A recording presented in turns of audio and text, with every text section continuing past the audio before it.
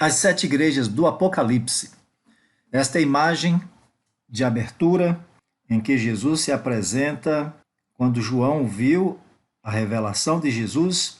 Ele viu sete candeeiros de ouro e no meio dos candeeiros um semelhante a filho de homem, com vestes talares e cingido à altura do peito com uma cinta de ouro.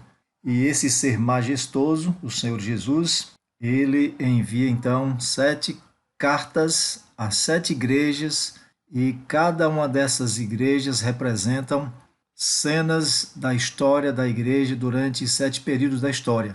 As sete igrejas do Apocalipse: Éfeso, Esmirna, Pérgamo, Tiatira, Sardes, Filadélfia e Laodiceia. Apocalipse 2, de 1 a 7, nós estudamos a carta endereçada a Éfeso. Ao anjo da igreja em Éfeso escreve: Estas coisas diz aquele que conserva na mão direita as sete estrelas e que anda no meio dos sete candeeiros de ouro. Conheço as tuas obras, tanto o teu labor como a tua perseverança, e que não pode suportar homens maus, e que puseste à prova os que a si mesmos se declaram apóstolos e não são, e os achaste mentirosos. E tens perseverança e suportaste provas por causa do meu nome, e não te deixaste esmorecer. Tenho, porém, contra ti que abandonaste o teu primeiro amor. Lembra-te, pois, de onde caíste, arrepende-te e volta à prática das primeiras obras. E se não, venho a ti e moverei do seu lugar o teu candeeiro, caso não te arrependas. Tens, contudo, a teu favor que odeias as obras dos nicolaítas, as quais eu também odeio. Quem tem ouvidos, ouça o que o Espírito diz às igrejas. Ao vencedor, dar-lhe-ei que se alimente da árvore da vida que se encontra no paraíso de Deus. É importante relembrar que a carta enviada a cada igreja em particular servia para todas as igrejas daquela época e daquela região. Ou seja, a carta de Éfeso era compartilhada, assim como as demais cartas. Colossenses 4, verso 16, diz: E uma vez lida esta epístola perante vós, providenciai, porque seja também lida na igreja dos Laodicenses. E a dos de Laodiceia, lede-a igualmente perante vós. Desse modo, a aplicação da mensagem é universal para todo tempo e lugar, pois é recomendado para cada igreja ouvir o que o Espírito diz às igrejas, e não apenas a uma igreja. Daí a compreensão de que os nomes das sete igrejas são símbolos da condição espiritual da igreja em diferentes períodos da era cristã. É lógico que Deus tem apenas uma igreja, não podemos nos esquecer disso. A igreja de Éfeso, chamada desejável, representa a história da igreja cristã na sua origem. Nesse tempo que vai do ano 31 ao ano 100 da era comum, do ano da era cristã, o cristianismo viveu seu auge de milagres, de pregação, trabalho missionário, assistência aos membros e às pessoas carentes da sociedade. Viviam um cristianismo autêntico, pois seguiam de perto as práticas e os ensinos dos apóstolos, a tradição apostólica, conforme viram no exemplo e ensinos de Jesus. Efésios 4, versículo 15. Mas seguindo a verdade em amor, cresçamos em tudo naquele que é a cabeça, Cristo. Esse era o exemplo que a igreja seguia. E foi nesse lugar, na cidade de Éfeso, que nós vamos destacar aqui alguns pontos da história da igreja representada desse período de Éfeso. Éfeso era a capital da idolatria. Ela abrigava um templo à deusa Ártemis dos gregos, que passou a ser Diana dos romanos. Levou 200 anos para ser concluído. A deusa Diana era adorada como a Grande, a rainha do céu. Seu culto incluía sacrifícios e muita prostituição. Havia ali grande teatro para 30 mil pessoas participarem das festividades. Esta é a imagem da deusa cultuada nesse tempo. Foi nesse lugar de intenso paganismo e idolatria que a igreja fincou sua bandeira.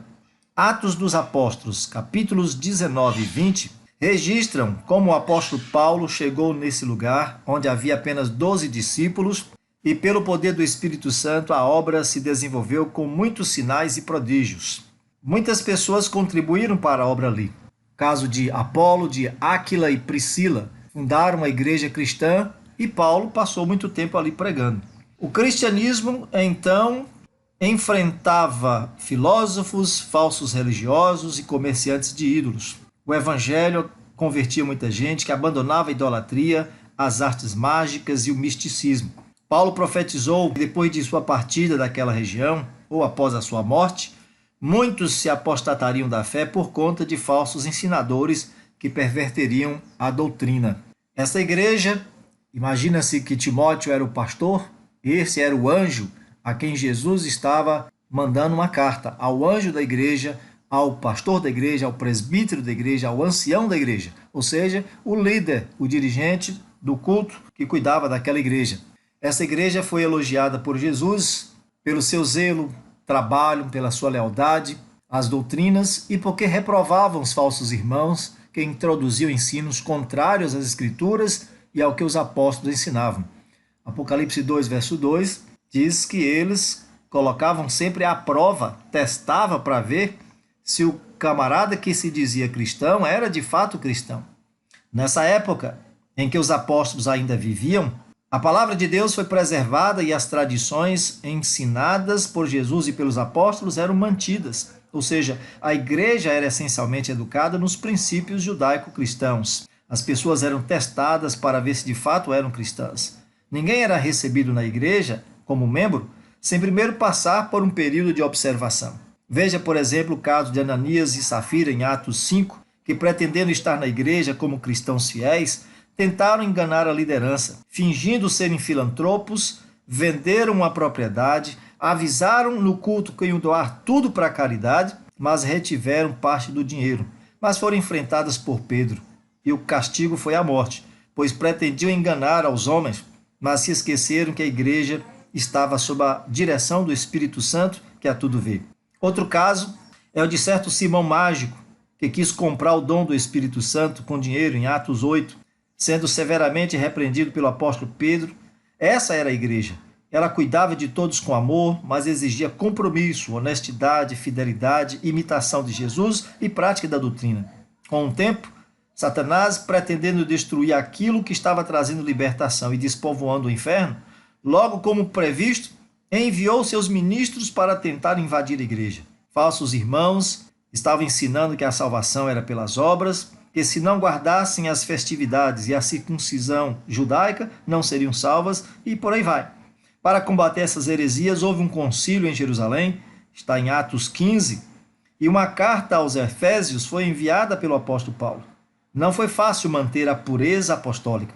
A época dos apóstolos é a base de onde deve partir quem quer conhecer a verdade. Efésios 2, versículo 20. Edificados sobre o fundamento dos apóstolos e profetas, sendo ele mesmo, Cristo Jesus, a pedra angular. Esse período apostólico, esse período da igreja de Éfeso, mostra o tempo em que todo o cristianismo tinha uma doutrina pura. Uma doutrina que, se alguém quiser conhecer a verdade, deve procurar durante esse período essa verdade. Porque é nesse período que vem respostas para as questões modernas. Qual era o dia do Senhor que eles guardavam? Como vivia a comunidade dos crentes? Como se relacionavam com os pobres de dentro e de fora da igreja? O que ensinavam sobre a palavra de Deus, sobre Jesus, sobre o Espírito Santo, sobre os dons espirituais, sobre a alimentação, vida e conduta. É nesse período, então, onde os cristãos tinham zelo pela verdade e testavam quem de fato entrava na igreja. A Bíblia diz que eles colocavam à prova os que a si mesmos se declaravam apóstolos e não são, e os achassem mentirosos. E aqueles que eram os nicolaítas também, era uma classe que a igreja não permitia. No seu seio, lutavam contra as suas doutrinas. Algumas heresias que a igreja enfrentou nesse período. Os ebionitas eram um grupo herético que negavam a divindade de Jesus. O principal líder deles, Cerinto, lá no ano 107 depois de Cristo, apareceram, esse é um grupo judaico que apareceu negando que Jesus era apenas um homem e não Deus. O outro grupo, os docetistas, negavam a humanidade de Jesus. Diziam que Jesus tinha apenas uma aparência humana, mas ele não era humano. E esse grupo floresceu bastante por volta do ano 70 até o ano 170 depois de Cristo. E além desses, temos os gnósticos, que negavam tanto a divindade como a humanidade de Jesus, pois para eles o corpo era mau, é uma prisão da alma e, portanto, Deus não poderia ter se tornado carne. Portanto, eles negavam a humanidade e negavam a divindade de Jesus e diziam que a salvação é obtida pelo conhecimento e não por revelação da graça de Deus, o conhecimento intelectual, e promoviam a libertinagem. João combate fortemente o gnosticismo, que começava a florescer no seio do cristianismo através de seu evangelho e através das epístolas. Jesus faz um elogio a essa igreja. No capítulo 2, versículo 6 de Apocalipse, tens contudo a teu favor que odeias as obras dos nicolaítas, as quais eu também odeio. Quem eram esses nicolaítas? Eles não eram assim um grupo herético, mas o ensino e a prática de alguns elementos que tentavam dominar a igreja como líderes superiores. Era o início de uma divisão entre leigos e especialistas na igreja. A palavra nikos, do nicolaíta, nikos em grego significa conquistar, dominar. E laos é povo. Então, eram pessoas que ensinavam que deveria haver diferença entre líderes e leigo e o povo, porque os líderes eram mais santos, de maior prestígio, enquanto que o povo, o pecador, precisava da mediação deles. Ou seja, o sacerdócio de todos os crentes sofreria uma mudança. Alguém estava querendo se tornar chefe supremo da cristandade. E também eles ensinavam que a graça dispensava o fiel de obedecer à lei de Deus. Ou seja, que a justiça imputada de Jesus cumpre a lei por nós e que nós não estamos sob a obrigação de obedecer à lei de Deus. E assim, para eles, a fé substitui a obediência. E aí, alguns dos 10 mandamentos você não precisa guardar, porque você tendo fé, Jesus obedeceu por você e você não precisa mais obedecer. Esse era o ensino dos nicolaítas. Deus também faz uma reprovação muito grande, no capítulo 2, versículo 4 e 5, constando do seguinte: tenho, porém, contra ti que abandonaste o teu primeiro amor. Lembra-te, pois, de onde caíste, arrepende-te e volta à prática das primeiras obras. E se não, venho a ti e moverei do seu lugar o teu candeeiro, caso não te arrependas. O amor a Cristo, o amor a Jesus é a força para todas as boas ações. Com a morte dos apóstolos, a igreja gradualmente foi perdendo de vista esse princípio e o zelo missionário, o cuidado com a doutrina, a prática das boas obras foram sendo substituídos pelo egoísmo e o comodismo. Uma nova geração despontou na igreja de Éfeso, a qual perdeu o fogo da sua primeira devoção. Amor supremo a Jesus e ao próximo. Cedo na história da igreja, o mistério da iniquidade que o apóstolo Paulo havia predito iniciou sua calamitosa obra e quando os falsos ensinadores, a cujo respeito Pedro advertiu aos crentes, exibiram suas heresias, muitos foram seduzidos pelas falsas doutrinas. Alguns tropeçaram sob as provas e foram tentados a abandonar a fé. Ao tempo em que foi dada esta revelação a João no Apocalipse, muitos haviam perdido seu primeiro amor da verdade evangélica. Mas, em sua misericórdia, Deus não permitiu que a igreja continuasse em estado de apostasia.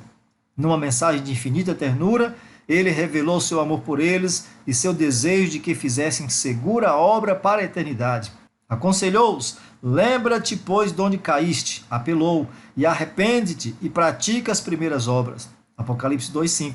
A igreja era defeituosa e necessitava de severa reprovação e advertência. E João foi inspirado a registrar mensagens de advertência e reprovação e apelar aos que, tendo perdido de vista os princípios fundamentais do Evangelho, estavam pondo em perigo a sua esperança de salvação.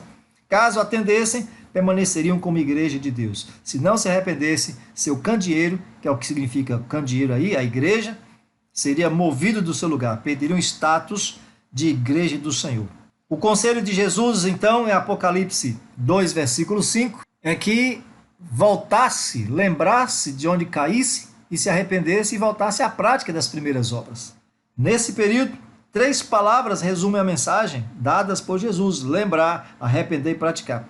O mestre estava dizendo: lembra-te do teu gozo anterior, quando o verdadeiro amor encheu teu coração. Arrepende-te de teus pecados, compreende o perigo de tua condição. Pratica as obras do teu primeiro estado, ou então eu te removerei. É lógico que as obras não produzem amor, nem podem tomar o lugar do amor. As obras são apenas a evidência do amor. Era retornar a amar a Jesus de uma forma suprema e trabalhar pelo próximo. Esse era o conselho para que essa igreja permanecesse desejável aos olhos de Deus.